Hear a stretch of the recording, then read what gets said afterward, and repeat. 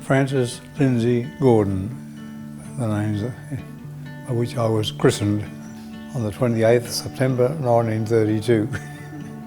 Growing up in a seaside town of Coolangatta, we spent a lot of time at the beach, a lot of time exploring the mountains, the Vocation ranges. A great place to grow up. Grateful for a very supportive family and friends. What was deep within me was trying to discover what it was that God wanted me to do. I'm very grateful for this ongoing sort of relationship with God, that God did have a plan for every one of us, and that I was not quite sure what it was that He wanted me to do. I was very conscious of the fact, especially in my boarding school days, that I sat in class with students who, well, their fathers were doctors and they were going to be doctors. Or their family were in the bank and they were going to be in the bank. They came from a teaching family and they were going to be teachers. And I used to envy these fellows that sort of had it all mapped out for them. Because I didn't have a clue. Because I don't think there was any one moment when I decided, looking back, I'm very conscious of lots of things and lots of people who would have influenced me in making that decision. I grew up at a time when our schools were completely staffed by religious. Then there were the men who held positions of a parish priest and assistant priest in the parish, and we were always very close to those men. The witness of a Christian life by those religious, I think, had an impact on me, that role of service that they carried out.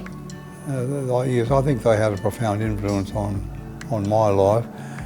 But I have to say this, that in going to the seminary in 1952, I didn't go there with the notion that I was going to be a priest.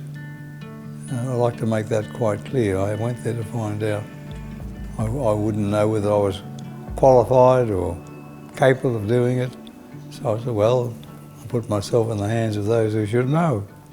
So there was a program and a discipline of study, and I suppose in the back of my mind was, well, if I can't handle these studies, well, that's a sure sign that I'm not wanted here, then I'll be happy to leave, because I didn't find the study too easy.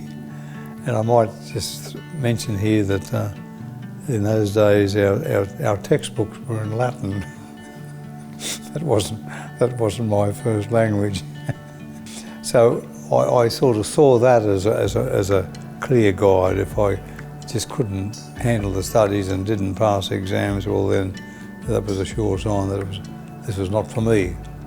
When we were students at the seminary, there was this call for volunteers for the Cairns diocese.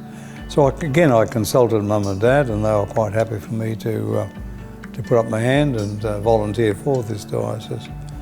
It meant that they saw less of me, and as I say, in later years looking back, I realised that they were making, it wasn't just myself that was making a sacrifice, they were making a sacrifice too.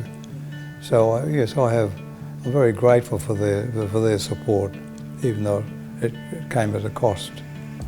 It's the people whom you serve that make it worthwhile, because every day you are meeting with people, working with people, you are helping people, you are being helped by people. You know what I mean? Your day is chock full of rubbing shoulders with people from all walks of life. Being surrounded by so many people whom I have met over 60 years, it made me realise, that my life has been so much the better for having dealt with all those different people who become friends, especially friends, over the years.